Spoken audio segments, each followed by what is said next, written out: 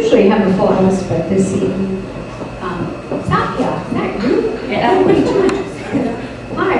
Anyway, we've had 2 competing launches this week, and so it's a thinner crowd, but I really want to thank you all for coming out. So lately I've been reading in my series of Barbie poems, which are a big hit, but because I launched this book in July, I want to read from Vittorio. This is an homage to my father. It's written as a dramatic monologue, a poetic form where there's a speaker and a listener, and the speaker is Vittorio, and the listener is his late wife's sister that checks in on him. And his wife was recently deceased. Her name's Amelia, and Lucia is the sister. This starts with a quote from Adrian Rich, and this I think personifies my father's historical situation. In all ages and cultures, poets have been lost before they could be found and encouraged. Victoria. I'm going to read from different sections. Lucia, come in.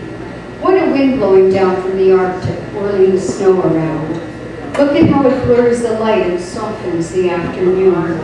Most days about this time I watch the Italian news or read magazines, newspapers, books on all kinds of things. I still have the stories published by Luca, our old teacher. Domenico's history too, forgotten Calabria. All the paesani so proud of him, teaching at the university. Imagine his voice filling a room, people to discuss ideas with, only words, something other than iron. Imagine. You know, I gave up writing years ago, got tired of scribbled half-poems and half-truths of open endings going nowhere.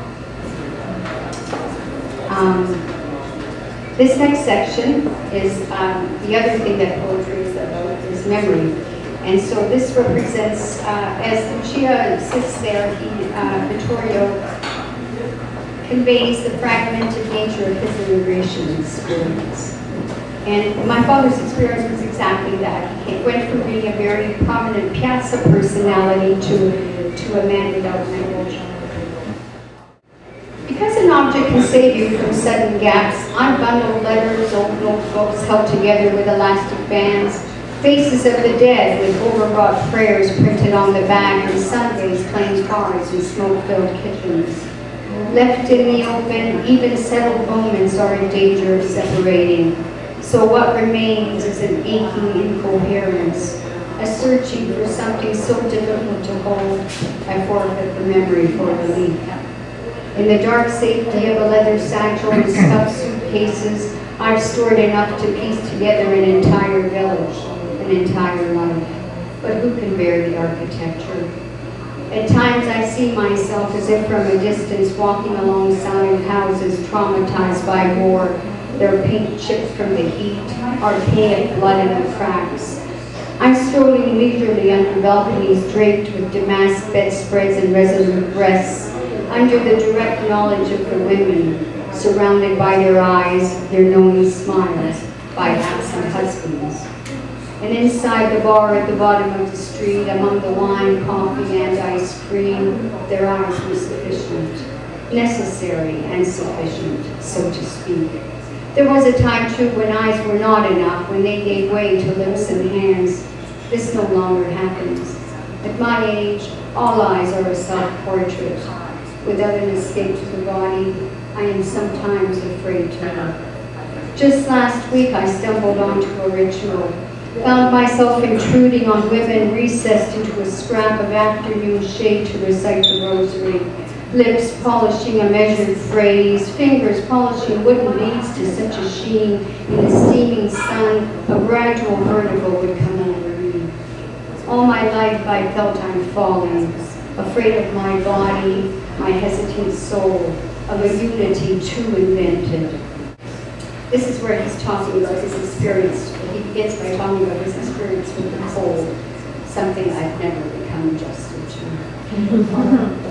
To be locked for months in winter's lead white air and sleep with the sound of night buckling in the wind, like the tenor's record, each day spins from its point of origin, and safe inside this artificial warmth, even snow has lost its distinct value.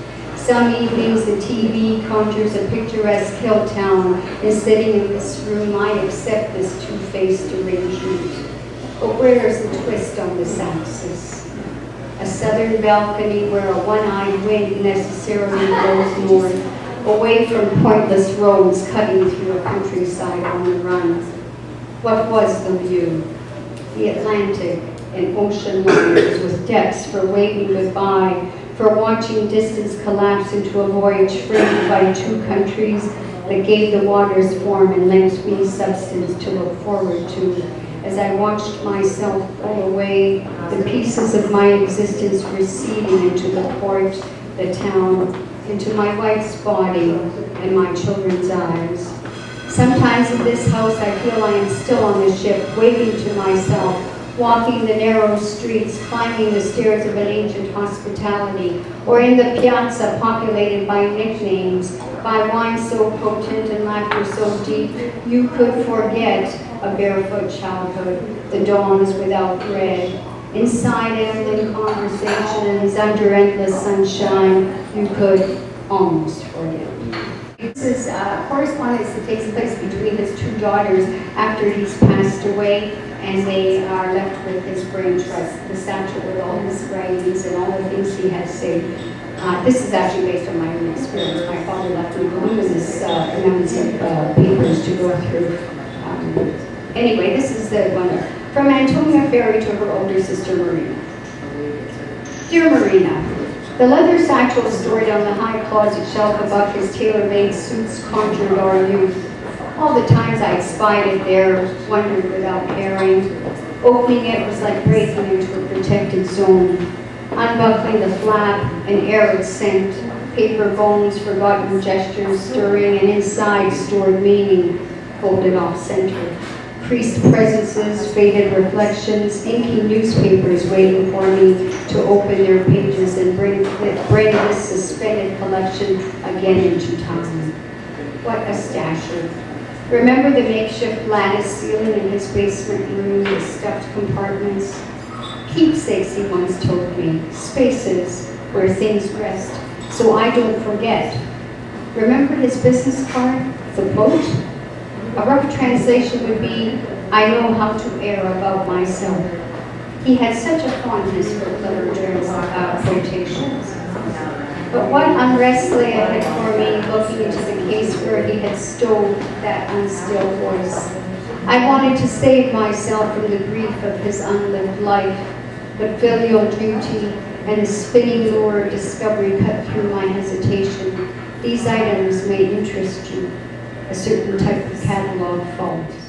A small tattered hardcover, corso elementare di disegno geometrico, geometry texts for elaborate mystical figures, diagrams for arabesques far from elementary, lettered arcs for an imaginary compass, the straight lines, elasticity, and grace curving into the complexity of the autodidact. An immigrant guide, published in 1951, stained cover discoloring the young man releasing an Italian flag from his grasp. Speeding around him, a train, an ocean liner, a curious plane looking like a tin vintage toy, and in bold red letters, Buona fortuna in Milan.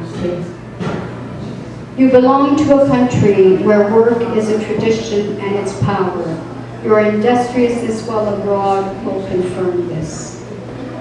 This guide passed from hand to hand, 3 different names in blue ball-pointed pencil, Italian script with a few letters twisted into North American cursive. Your country, Italian immigrant, is one of the most beautiful in the world. You will always remember this formula, and it will be a comfort during times of misfortune.